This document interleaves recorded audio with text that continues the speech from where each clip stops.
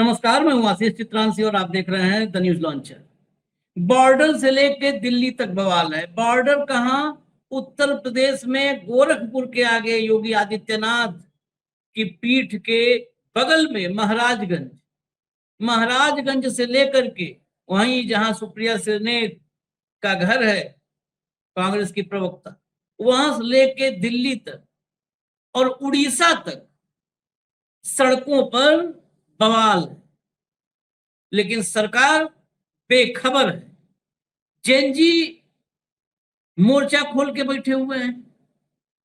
Exam centres में mobile लेकर के एग्जाम करवाया जा रहा है। एक मोबाइल लेकर के युवा सीबीएसई पर चढ़े हुए हैं। सीबीएसई के दफ्तर के बाहर धर्मेंद्र प्रधान का इस्तीफा मांग रहे हैं। उड़ीसा में धर्मेंद्र प्रधान का घर जहां है, वहां हजारों की भीड़ मसाल लेकर के निकली हुई है। हजारों की भीड़। और सिर्फ एक मंत्री का हाल नहीं है, एक मंत्री की वजह से बवाल नहीं है। हरदीप पुरी, टेलीपैथी वाले पुरी, उनको टेलीपैथी पुरी भी आप कह सकते हैं। टेलीपैथी पुरी के चक्कर में जो बॉर्डर वाले एरिया में बता रहा हूं, वहां कोहराम है। हालत यह है कि किसानों को डीजल के लिए, इस समय खेती किसानी करेंगे लोग, डीजल के लिए जो उनको ट्रैक्टर में डालना है, मशीन में, पंप में डालना है, उसके लिए खसरा खतौनी लेके आना पड़ रहा है।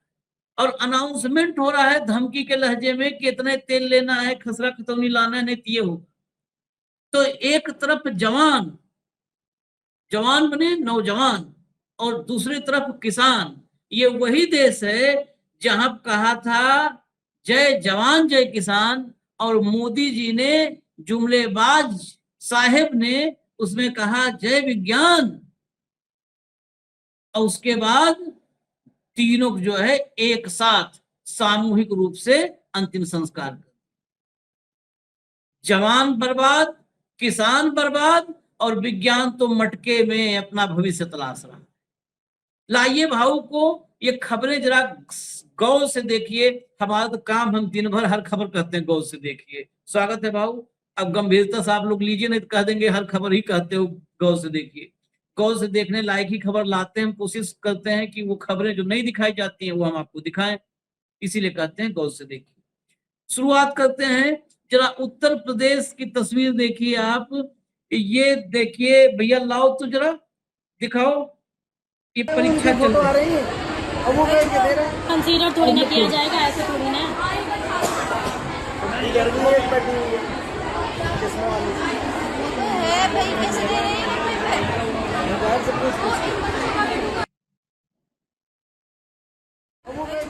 कंसीडर थोड़ी ना किया जाएगा, ऐसे थोड़ी ना। ऑडियो सुन रहे हैं ना, पीछे दिखाया जा रहा है कि देखिए मोबाइल लेकर, हाँ ये सब बैठे मोबाइल लेकर फोटो खींच खींच। हाँ, अब एक और है, ये तो छोटा है, एक और है, जरा वो भी दिखाइए। अगला वाला विजुअल, उसमें और क्लियर होगा, वो 1 मिनट से ज्यादा का है।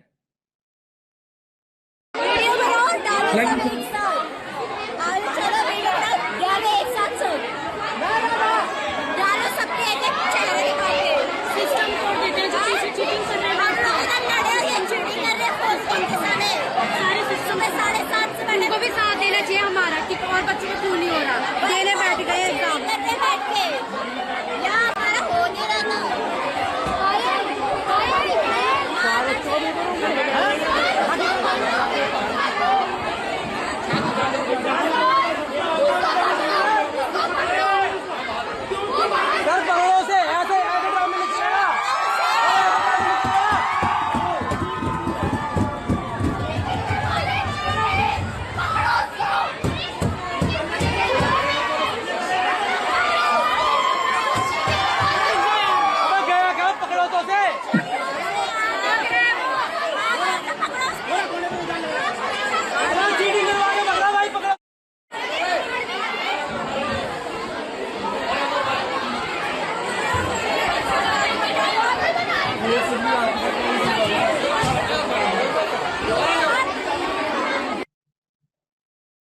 ये आप देख रहे हैं, ये बताया जा रहा है कि डीएलईडी जो है उसका एग्जाम है, उसके एग्जाम में मोबाइल लेकर के सब परीक्षार्थी हैं, और मोबाइल लेके फिर ये देखिए सामने आपको दिख रहा है कितना मतलब पूरा कोहराम मचा हुआ। इस पर अभिनय अभिनय मैथ्स वाले जो अभिनय हैं कोचिंग चलाते हैं, वो अक्सर ऐसे विषयों पर बड़ा मुखर होकर के बोलते हैं। अभिनय का जरा दिखाइए पोस्ट उन्होंने जो किया है, वो अभिनय का पोस्ट लाइए।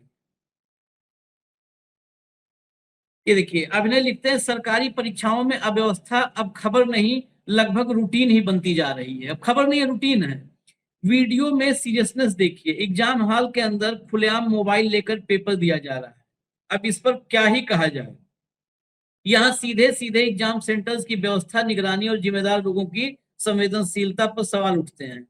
लेकिन शायद उन्हें भी पता है कि न कोई बड़ी कार्रवाई होनी है, न ब्लैकलिस्ट होना है। अगली बार फिर सेंटर मिल ही जाएगा। फिर अंत में वही स्टेटमेंट जारी होगा, परीक्षा पूर्ण पारदर्शिता और सुचारू रूप से संपन्न हुई। इतनी पारदर्शिता की आराम से मोबाइल से आंसर चेक करके एग्जाम दिया जा सकता है। आपने देखा होगा उसमें वो पेपर है स्क्रीन पर, मोबाइल में वो सिस्टम है ना, वो गूगल में खोलिए, कैमरा लेंस खोल दीजिए और गूगल वो सवाल देख करके अपने आप जवाब ढूंढ के बता देता है। मतलब अब कितना अच्छा हो गया। अभी धर्मेंद्र प्रधान ने कहा था कि हम जो है साइंटिफिक उसमें वैज्ञानिक तरीके बढ़ा रहे हैं। अब देखिए तत्काल उस कार्यक्रम के बाद प्रमाण भी आ गया कि मतलब पेपर है स्क्रीन पर और मोबाइल से ऐसे कैमरा ऑन करके ऐसे आप दिखाए, अब वो सवाल मोबाइल फोटो खींच लेगा और दन से जवाब बता देगा, आप लिख लो।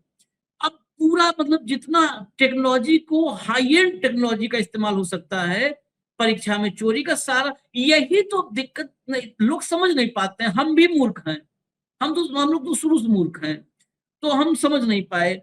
इतनी पारदर्शिता अब आ चुकी है। सबसे दुखद बात यही है कि अब लाखों मेहनती छात्रों का भरोसा टूटना भी सिस्टम को गंभीर समस्या नहीं लगता है। अब मैं इसके बाद अभी बहुत चीजें हैं, दिल्ली की तस्वीरें हैं, उड़ीसा की तस्वीरें हैं और महाराजगंज के किसानों की स्थिति भी दिखानी है। लेकिन पहले यहाँ जरूरी है क्योंकि अभी धर्मेंद्र प्रधान वाले कार्यक्रम में भाऊ ने सुना था, उसके बाद भाऊ भी सोच रहे थे कि वाकई लग रहा है कि हम लोग ही देश के विकास में रोड़ा है। भाऊ पिछली बार लगा हुआ कि हम लोग रोड़ा हैं, धर्मेंद्र प्रधान कह रहे हैं कि हम तकनीकी को, विज्ञान को लाना चाह रहे हैं।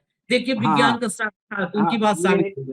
नहीं, उन्होंने कहा कि राहुल गांधी विज्ञान को नहीं आने देना चाहते, विकास नहीं होने देना चाहते। हाँ। हम सब जो सवाल उठाते हैं वो वैज्ञानिक दृष्टिकोण नहीं रखते। हाँ। ये वैज्ञानिक दृष्टिकोण देख लिया आपने अभी।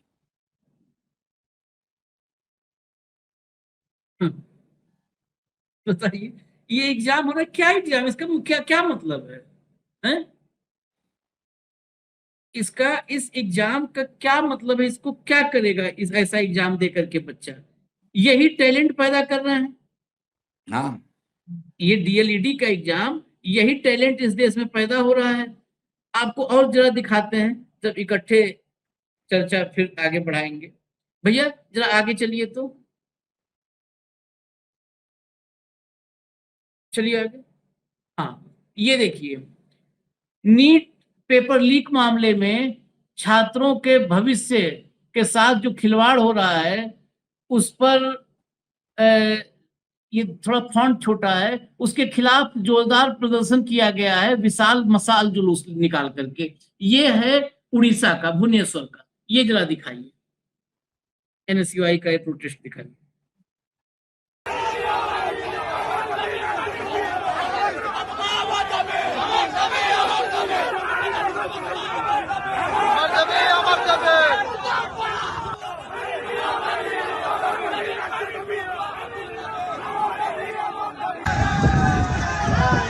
ये देखिए, ये फिर देखिए, ये धर्मेंद्र प्रधान का घर है, इसलिए इसको दिखा रहे हैं। ये देखिए जरा, गजब भीड़ है। मैंने भी पूरी फुटेज नहीं देखी थी यहाँ लाने के पहले।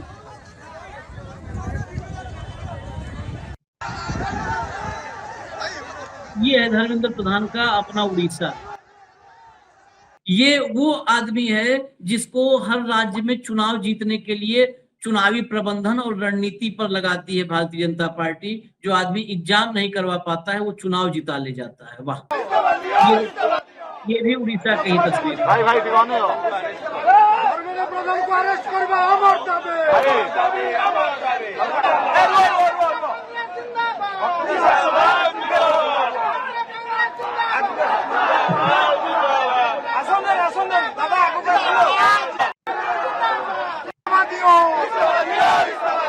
BJP down down BJP down down Dharmendra প্রধানকে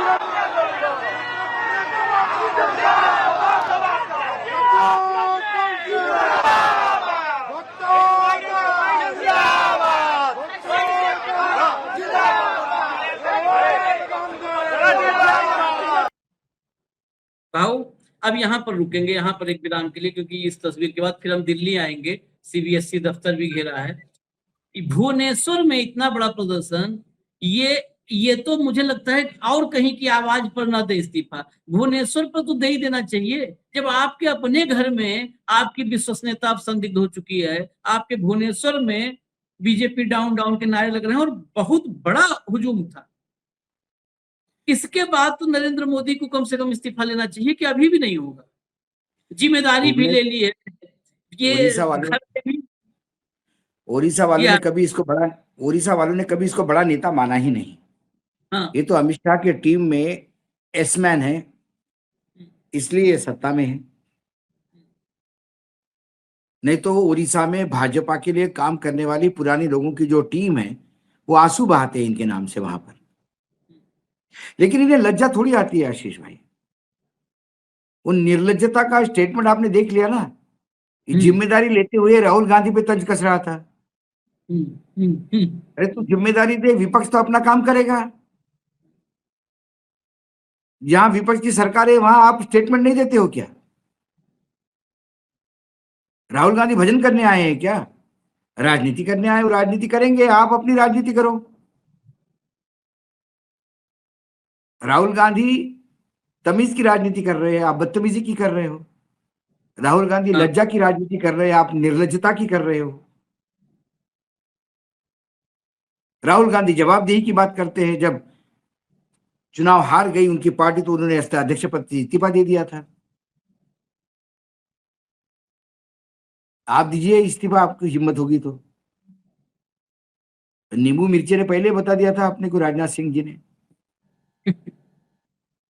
कि हमारे यहाँ इस्तीफे नहीं होते। जब तक पिछवाड़े में लात मार के पब्लिक निकाल नहीं देगी तब तक हम नहीं जाएंगे। इसका मतलब ये है। इसीलिए तो पब्लिक के हाथ में, पब्लिक के लात में दोनों से ताकत छीन ली गई। हाँ, और अब पब्लिक लात मारने की स्थिति में नहीं, पब्लिक की लातों में मतलब पैरों में बेड़ियां, हाथों में हथकड़ियां लगा के रख दी है। सत्ता में लाने का काम ज्ञानेश कुमार का है। उसे वेरिफिकेशन करने का या उसका सत्यापन करने का काम सर्वोच्च न्यायालय का है। ये बाखूबी कर रहे हैं सब मिलके। लेकिन ये बच्चों के बीच में जो आवेश है इसको आप नजरअंदाज नहीं कर सकते। उड़ीसा तरस रहा होगा या उड़ीसा अपने आप को कोस रहा होगा कि किस मनुष्य घड़ी में बीजेपी को सत्ता में लाए हम उड़ीसा में।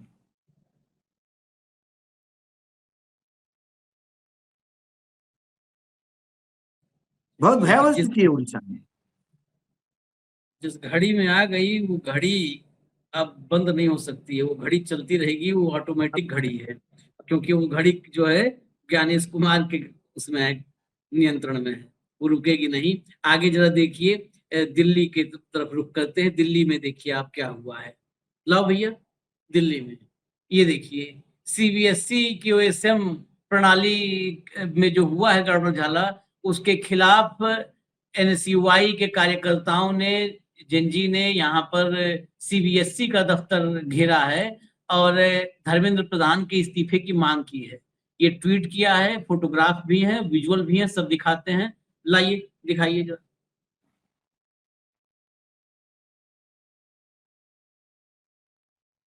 चलिए खटाखट चलिए जी। अब विजुअल पे आ जाइए। फोटोग्राफ में जब विजुअल है तो फोटोग्राफ में उतना वो प्रभावी नहीं है। फोटो विजुअल पे आ जाइए। नहीं चलेगी, नहीं चलेगी। सीबीएसई इस्तीफा दो, इस्तीफा दो, नहीं तो डूब मरो। 12वीं के अभ्यर्थियों को न्याय दो, न्याय दो, न्याय दो। किस बेसिस पर मिल रहे हैं जिसमें उनको चेकिंग का सिस्टम ही नहीं पता कि वो चेक किस। देखिए, जस्ट बगल में सीबीएसई का मुख्यालय है और जो हमारा प्रदर्शन लगातार जारी है वह है जो 12वीं की जो परीक्षाएं हुई हैं, जो हमारे अभ्यर्थी हैं उनकी ओएसएम प्रणाली के मार्किंग के तहत जो कापियां उनकी गलत चेक हुई हैं, वो मानसिक अवसाद से जूझ रहे हैं, वह मानसिक ट्रॉमा से जूझ रहे हैं। हमारी हेल्पलाइन पे लाखों से ऊपर अब तक उनके रिस्पांस आ चुके हैं। सवाल यह है कि जब आपकी पूरी तैयारी नहीं है तो आपने ओएसएम की प्रणाली क्यों लाई? हम आंखों पर पट्टी बांध करके, जो सीबीएसई चस्पा है, तो सीबीएसई के मुंह पर यह करारा तमाचा है कि जब आप कापियां चेक कर रहे हैं तो आपकी आंखें बंद हैं, इस वजह से यह गड़बड़ी आ रही है। सवाल यह है कि जब 22 रीजनल हेडक्वार्टर्स आपके हैं तो सिर्फ 5 हेडक्वार्टर्स में या 5 सेंटरों पर आपने उनकी ट्रेनिंग कराई, और वो भी परीक्षा से मात्र 1 महीने पहले। आपके टीचर्स नहीं तैयार, आपके लोग नहीं तैयार, तो ये जो 12वीं के छात्र हैं उनको चूहा समझना बंद करिए, उनको प्रयोगशाला में बार बार भेजना बंद करिए। ये कहता है कि स्टूडेंट्स पर तनाव कम हो और वहीं कहीं ना कहीं ऐसी चीजें वो लेकर आ रहा है जिससे स्टूडेंट्स का ब्लड प्रेशर वैसे ही बढ़ जाए।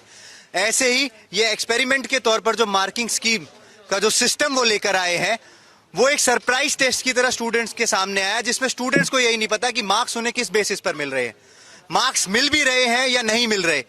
उस सेम आंसर के लिए एक स्टूडेंट को तो फुल मार्क्स मिलते हैं और वही दूसरा स्टूडेंट उसके मार्क्स काट लिए जाते हैं। क्या जो चेकर्स हैं जिनके सामने ब्लड शीट आ रही है, तो इसमें तो हम यही कहना चाहेंगे कि आंख पर पट्टी बांध कर ही वो चेकिंग हो रही है। ये एक्सपेरिमेंट जो स्टूडेंट्स के ऊपर आया है, ये सिर्फ एक एक्सपेरिमेंट नहीं है, भविष्य, स्टूडेंट्स के भविष्य के साथ खिलवाड़ है जो ये सरकार बार बार करती आ रही है। तो इसी के तौर पर धर्मेंद्र प्रधान जी को इस्तीफा देना चाहिए। देना चाहिए, लेकिन देंगे नहीं, देना चाहिए। भाऊ, सुना अपने आंखों पे पट्टी भाई? नहीं, अरे भाई, तुम्हारे आंखों पे पट्टी है, उनके तो कानों पे पट्टी है। तुम्हारी डिमांड, तुम्हारा आक्रोश उनके उस माँ का रुदान जिनने बेटा खोया, ये उनके कान पे थोड़ी जाता है। इन्होंने तो चश्मा पहन के रखा है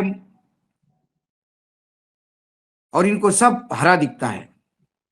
सावन के अंधे को सब हरा दिखता है, ये विकास के अंधे है। इन्हें सीबीएसई के पेपर में हुए लोचे को भी, या जांच में जो गड़बड़ी पाई गई उसमें भी विकास दिखता है। लेकिन इस विकास के बहुत सारे जो है हाथ पांव हैं। विकास को हम लोग एक हाथ पांव वाला मानते, बहुत सारे हाथ पांव। इनका विकास रावण जैसा है। हाँ, रावण जैसा ही है। अभी आपने देखा ना, दूसरा आपको विकास दिखाते हैं। भैया जरा दिखाना, दूसरा वाला विकास दिखा दो। आप देखिए, जरा ट्वीट देखिए पहले। ये लक्ष्मण यादव का ट्वीट है। लक्ष्मण यादव प्रोफेसर दिल्ली यूनिवर्सिटी में हुआ करते थे, फिर इनका भी विकास कर दिया भाजपाइयों ने और इनको यहाँ से आउट कर दिया, लखनऊ विश्वविद्यालय, दिल्ली विश्वविद्यालय से। फिर ये अब एक्टिविस्ट के रूप में नजर रखते हैं। अच्छी बात है, कम से कम खाली नहीं बैठे हैं, बीजेपी की कृपा के बावजूद काम कर रहे हैं। तो लक्ष्मण यादव ने लिखा है और विजुअल भी डाला है, खेती सूख रही है, खेत प्यासे हैं, लेकिन मोदी सरकार ने किसानों को ही शक के घेरे में खड़ा कर दिया। यूपी के महाराजगंज में पुलिस पेट्रोल पंपों पर ऐलान करवा रही है कि 5 लीटर से ज्यादा डीजल नहीं, आधार दिखाओ, किसान साबित करो, कोई खसरा खतौनी लेके आओ।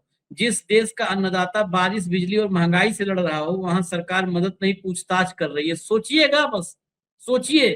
किसान को भी अभी मतदाता को साबित करना था कि वो मतदाता है, भारतीय है। अब किसान को साबित करना पड़ रहा है कि वो किसान है।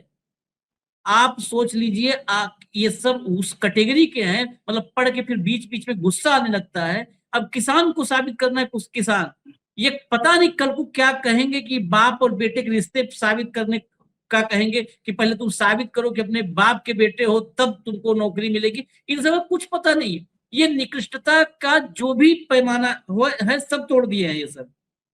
अब क्या, अब किसान अपनी खेती बचाने के लिए पहचान पत्र लेके लाइन में खड़ा होगा। विजुअल दिखाइए और ऑडियो खोल दीजिए, पूरा ऐलान क्या हो रहा है सुनवाइए। कहाँ पानी दे रहे हैं? अगर ये किसान नहीं होंगे, तस्कर होंगे, इनके विरुद्ध कठोर से कठोर कार्रवाई होगी। ये दो टर्मिनेशन वाले हैं। किसी को भी 5 लीटर से ज्यादा तेल नहीं दिया जाएगा इंडिया वाले। और इनकी पूरी फोटो खिंचवाइए और आधार कार्ड हम सिपाहियों के द्वारा जांच कराएंगे। अगर इनके पास सही पाया जाएगा तो इनके विरुद्ध एनडीपीएस का मुकदमे का कार्रवाई की जाएगा। तो भी शासन का आदेश है उसका पालन होगा।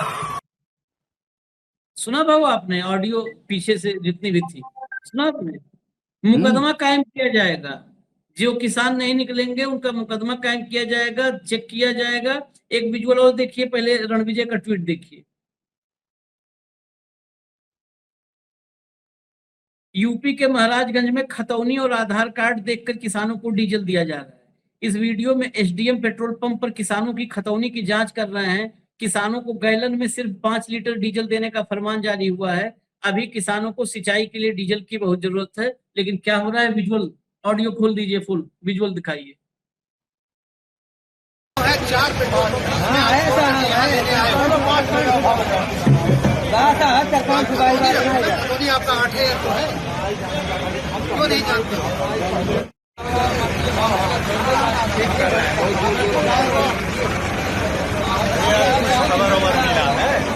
भैया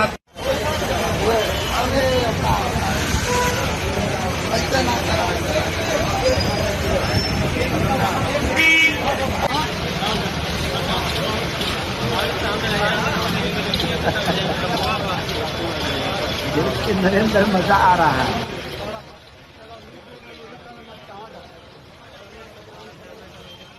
चलिए हटा दीजिए। हाँ बाबू, मैंने देख के नरेंद्र मजा आ रहा है। आपने तो विजुअल दिखाए, लेकिन मेरे पास एक खबर है, इसके विजुअल नहीं है।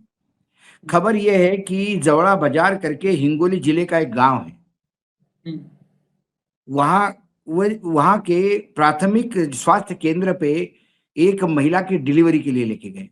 वो कॉम्प्लिकेशंस हो गए। उन्होंने कहा कि आप जिला अस्पताल तुरंत ले जाइए, शासकीय अस्पताल। एम्बुलेंस वाले ने कहा कि मेरे पास डीजल नहीं, मैं कहां से चलूं। इन्होंने कहीं से ब्लैक में डीजल लाया 850 रुपए का, वो एक गाड़ी में डाला। वो डीजल का जुगाड़ करने में बहुत टाइम लग गया, और वो गाड़ी में डाल के जब शासकीय रुग्णालय में गया तो डॉक्टर ने कहा कि हम सिर्फ मां को बचा पाए, बच्चा नहीं बचा पाए। आप 1 घंटा पहले आते तो शायद बच्चा बच जाता।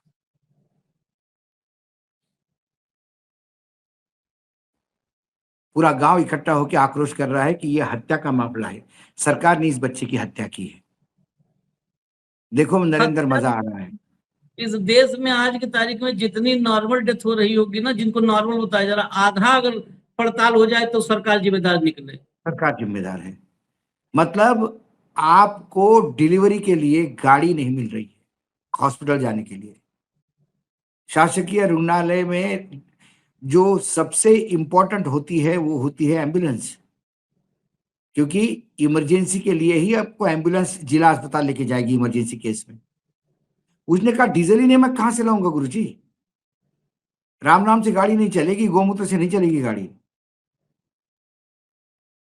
फिर उन्होंने कहीं से डीजल पहले गाड़ी बाहर की जुगाड़ कर दी, तो वो गाड़ी वाला बोला कि वहां तक जाने का मेरे पास डीजल नहीं है, तो 850 ये ब्लैक में डीजल लिया उन्होंने कहीं से,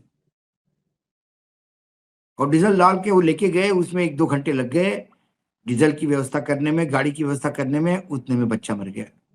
ये एक उदाहरण आज कहीं सामने आया, आक्रोश आया, गांव वाले ने रास्ता जाम किया, हेल्थ मिनिस्टर का स्टेटमेंट आया, इसलिए खबर बनी। वो भी एक चैनल ने खबर पोर्टल पे दी, बाकी किसी सब ने खबर खा ली। बाकी सबकी खबरें यही हैं कि पूरा महाराष्ट्र का कैबिनेट दिल्ली बैठा हुआ है किसानों की समस्या के लिए। और असल केस है कि इनके विधान परिषद के जगहों का अभी तक बंटवारे का झगड़ा चल रहा है तीनों पार्टियों में, उसके लिए बैठे हैं। ये अपनी राजनीति की रोटियां सेक रहे हैं यहाँ पे बैठ के, दिल्ली में गेस्ट हाउस में बैठ के एयर कंडीशन में। और जिन लोगों ने इनको सत्ता हाथ में सौंपी है वो अपने बच्चों को मरते हुए देख रहे हैं, बच्चा पैदा नहीं हो पा रहा है। अच्छा हुआ, मतलब बुरा लगता है कहने में, लेकिन वो बच्चा यदि पैदा भी होता तो उसको हम क्या देते। महाराष्ट्र में क्या मिलता उसको, जिसके जन्म के समय ही इतना संघर्ष हुआ। जिसके जन्म के समय इतना संघर्ष, भला हो उसका जिसने ब्लैक में उन्होंने डीजल दिया, किसी ने कहीं व्यवस्था हुई, नहीं तो उस माता की भी मृत्यु होती। क्या फर्क पड़ता है, सैकड़ों बार मृत्यु होते हैं, एक और सही, लेकिन उस माता पिता को देखो, पूछो, उस परिवार को पूछो जो 9 महीने से इंतजार कर रहा था कि हमारा वारिस आएगा। और ये दिल्ली में यहां रोटियां सेक रहे, खुर्चियां गर्म कर रहे हैं, ट्वीट कर रहे हैं कि आदरणीय मोदी जी को मुलाकात हुई और उनके नेतृत्व में महाराष्ट्र का विकास होगा और महाराष्ट्र का भविष्य खा दम गया तोड़ रहा है। देश, आदरणीय खा गया इस देश को। आदरणीय जो है सब उसी के इर्द गिर्द घूम रहे हैं, सब घूम रहे हैं उसी के इर्द गिर्द। मतलब क्या कहें, इनकी तुलना किससे करें। उसके आगे इनकी कोई सोच ही नहीं है, जनता इनके लिए कुछ नहीं है। मरे जिए तेल, और रोज दिन में 3 बार बताते हैं तेल की कमी नहीं है। आप बोलो, अभी ये रणविजय वाला दिखाया जो हमने, एसडीएम वाला, हाँ? नीचे महाराजगंज पुलिस ने तुरंत इस सब पे नीचे ट्वीट डाल देते हैं। महाराजगंज पुलिस ने डाल दिया है कि कोई हमने कुछ भी नहीं किया है, और उधर एक अनाउंसमेंट वाला भी विजुअल डाला है लक्ष्मण यादव ने, हम हाँ? कुछ भी नहीं कर रहे, हम सिर्फ कानून व्यवस्था मुकदमा दर्ज कर लेंगे, किसान ही हो फलान, ये से धमकी दे रहे, हम नहीं, कानून ये डंडे भी मारते हैं तो कानून व्यवस्था। हम्म, अरे पुलिस वाले किसी लड़की की इज्जत भी लूट ले तो भी कानून व्यवस्था है। कानून व्यवस्था कानपुर में था नहीं, कानपुर में पुलिस वाला पुलिस पता वाले ने नहीं अभी लूट लिया कहाँ इज्जत है, को। क्या है उसकी भी स्टेटस। चलिए कहो, अब ये सब जो है खबरों को अभी विराम देते हैं, क्योंकि और भी खबरें अपडेट आएंगी तो जितनी उसको भी खबरें लेकर देखेंगे उतने आदमी डिप्रेशन में जाने की बात, मतलब क्या कहे, खून खोलता है आशीष। अब इनकी निर्लज्जता पे अब मुझे मुझे कोसने की भी इच्छा नहीं होती, शब्द कम पड़ रहे हैं अभी।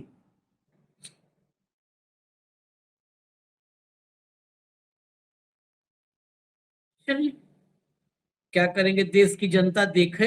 अगर सब लोग, बहुत लोग लिखते हैं कि आप लोग खाली बताते हैं, सलूशन नहीं बताते। अरे सलूशन हम तो कह रहे हैं सलूशन की बदल दो सरकार, बदल दो सरकार, हम कह रहे हैं सलूशन बदल दो सरकार। बताओ सलूशन बताएं। अरे यार, चलिए खबर भी हमसे देखोगे, सॉल्यूशन भी हमसे मांगोगे। हम क्या सड़क पे भी शास्त्री हम बाबा थोड़ी है, हम वो शास्त्री थोड़ी है वीरेंद्र बागेश्वर साहब। जो नरेंद्र दो तो। अब मैं आशीष जी को बोलूंगा, आशीष जी ये आए हैं, आशीष जी पर्चा निकालेंगे, आज नहीं है ना भैया। हम मात्र पत्रकार है और सच्चाई आपके सामने रखना चाहते हैं समाज की, और इससे ज्यादा कुछ नहीं। क्या करें। चलिए बाबू इजाजत दीजिए, हमारा तो काम है, करेंगे, अच्छा हो बुरा हो करना है। धन्यवाद। धन्यवाद।